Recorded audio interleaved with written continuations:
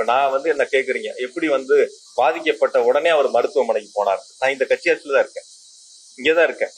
எங்களுடைய பகுதி செயலர் ஒன்றிய செயலர் கூட்டம் 6 மணிக்கு என்னோட ரவுண்ட் டேபிள் நிர்வாகிகள் இந்த நிகழ்ச்சி இன்னைக்கு போற சம்பவமான நிகழ்ச்சி சம்பந்தமா என்னோட கிட்டத்தட்ட ஒரு 3/4 மணி நேரம் 1 மணி நேரம் என் கூட பேசிட்டு இருக்காங்க என் வீட்டுல. அதை முடிச்சுட்டு நான் கட்சி ஆஃபீஸ் வரேன்.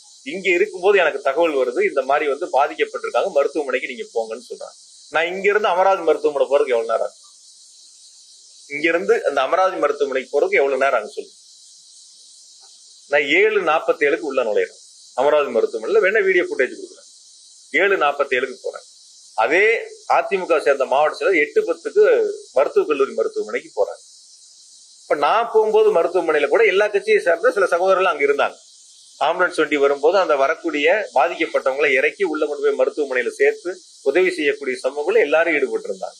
அதனால பாதிக்கப்பட்டது தகவல் தெரிஞ்சவொடனே இப்ப என்ன டிக்கெட் போட்டு சென்னைக்கு போக சொல்றீங்களா?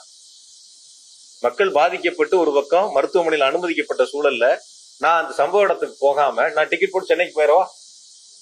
யாருக்கும் பதில் சொல்லாம, யாருக்கும் உதவி செய்யாம?